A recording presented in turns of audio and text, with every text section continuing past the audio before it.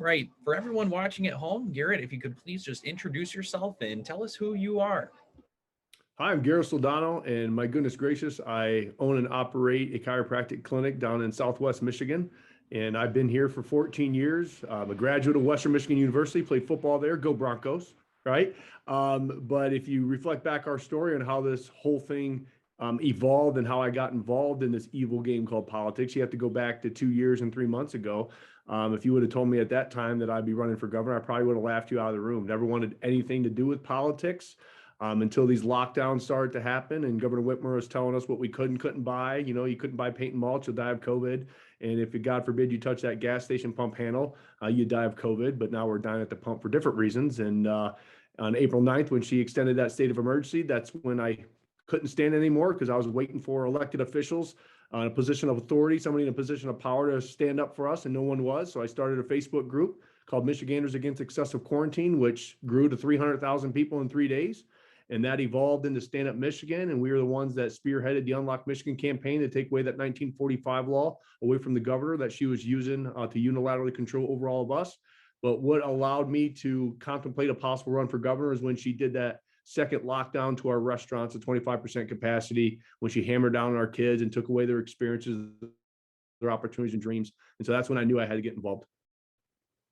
Yeah, thank you, Garrett. And that kind of was going to be my next question about maybe if you do want to elaborate any more on how your background has led you into the race. But I did kind of answer that, so I'll leave that to you if you want to add any more.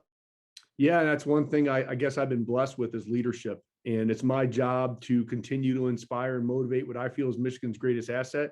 And that is the people to get activated and get involved in all levels of politics. And that's local school board, city council, city commission, state reps, and even if they wanted to run for governor. But that is one thing that we have to continue to do is allow people to understand that's where the power comes. That's we the people. Yeah, thank you. Now, surrounding the last general election, there was a lot of talk about democracy being at risk through voting methods or the soundness of our elections.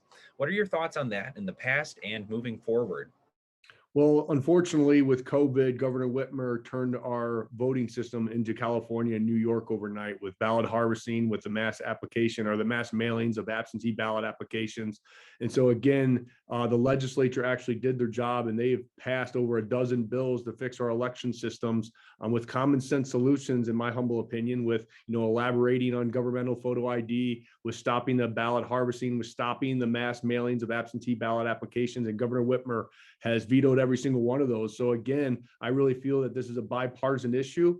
We need to constantly make sure that our election systems are integrous and that every single person's vote counts. And I think that's the whole foundation of being an American is in that faith. And when I cast a vote, it's going to count to who I want to have represent me. Yeah, definitely. A lot of talk about that this year. Thank you. And now, with the likelihood of abortion access being on the ballot in November, what is your stance on that proposal?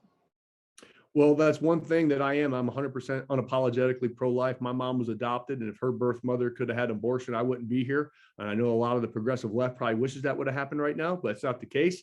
And I'll always fight for life all the way from conception. And the only exception is if the case of the mom's life being in jeopardy. And so we have a 1931 law right now. And what the governor, unfortunately, is doing is she's doing the definition of insanity.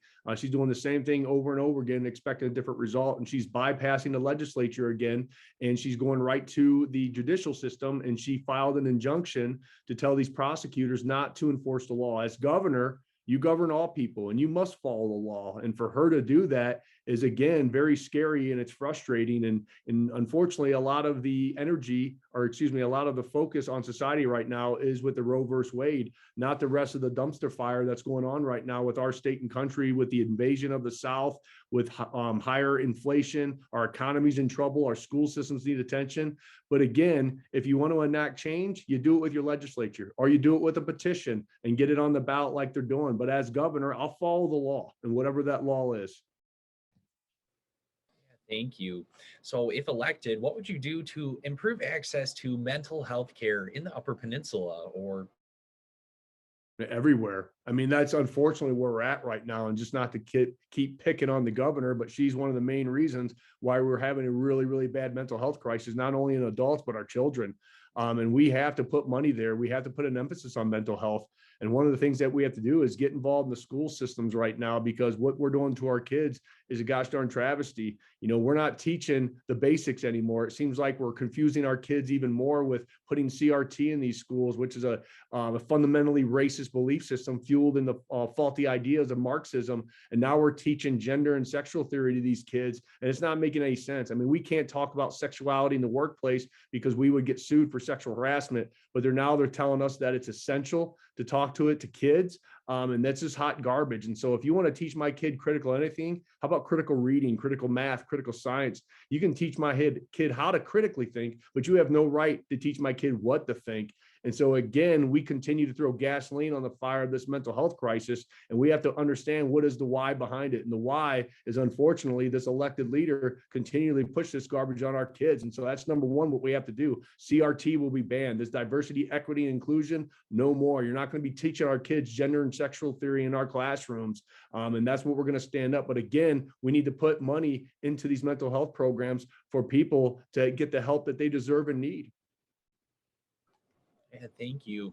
Now, another topic. So, if elected, what would you do to improve access to care for seniors? Absolutely. Again, we have to continue to help our seniors. And man, it just continues to lead me down this direction. During the lockdowns, our governor did what? She put COVID-infected elderly in the nursing homes, which resulted in the deaths of thousands of our elderly. So again, that should not have happened. And all these unfortunate folks and all these families deserve to know the truth of what she has done and what she continues to do. So as Michigan's next governor, that's the first thing I'm going to do to help the elderly and the families that were affected by this. Is we're going to open up an investigation with our new AG, Matt DePerno, and we're going to figure out what happened, because those folks need and they deserve to know what happened to their loved ones. Yeah, thank you, Garrett. Now, this will be my final question. Do you have any message for undecided voters today? Yeah, it's a big message. It's time for unity. That's what we want. I think we're all sick and tired of the division that's happening in this country. And we need to have conversation again, a conversation with a variety of people from a variety of different backgrounds and experiences. And that's how we move not only our state forward, but our country forward. And we're sick and tired of this fringe left and fringe right. And a lot of folks are leaving this progressive left side. Our parents and our grandparents' Democratic Party does not exist anymore. And these folks want to go somewhere. And they are more than welcome on our side of the aisle as we move this state and country forward with conversation again. And I'm going to end on this. We have a lot of folks in our movement right now that are moderates. So these old school Democrats, the JFKs of the world, and a lot of them don't agree with 100% that what I want to do, but they understand and know that I'm real, that I'm going to represent them. I'm going to have conversation with them, and we're going to get unity back in the equation. And that's what we're going to bring to the table in the state of Michigan. All right. Well, I really appreciate you going over all of your responses with me and answering all these questions. Again, I thank you so much for taking some time today, and I hope you take care. You betcha, man. Thanks for the time. I like your glasses, by the way. Oh, hey, thank you. Awesome. Thank you so much. Good day. Bye.